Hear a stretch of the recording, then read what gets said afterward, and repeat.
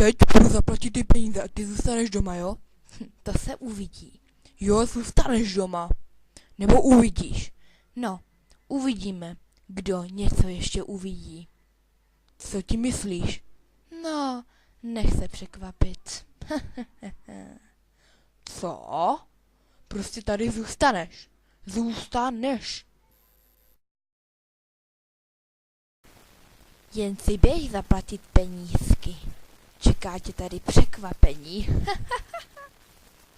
Radíme, tak dneska, díky.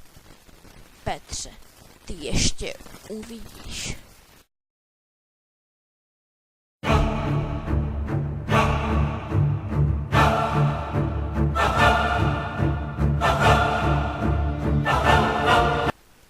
Seď, protože teď ti podříznu krk na přání tvé manželky. Cože? Ježiš, pomoc! Stůj! Nikam nechoď! Ani krok, nebo střelím!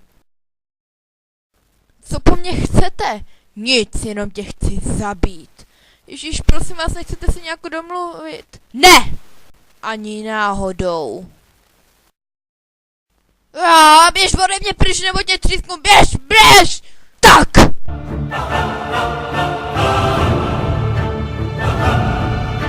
S tebou si to ještě vyřídím, Evo!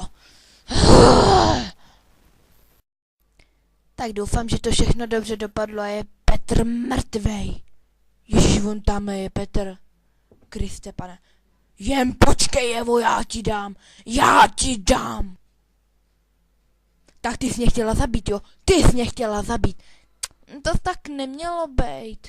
Jo, ty jsi mě chtěla. Takže k mýmu baráku se už nikdy, ale nikdy nepřibližuj. Cože? No, neboj se, já se nepřiblížím. Jo, nepřiblížíš. Si myslíš, že se přiblížím, jo? A teď už vypadni. Nechci tě ani vidět. No to se neboj. Já jdu pryč. Už tě taky nechci ani vidět. Jo, jen běž, ty zbabělče.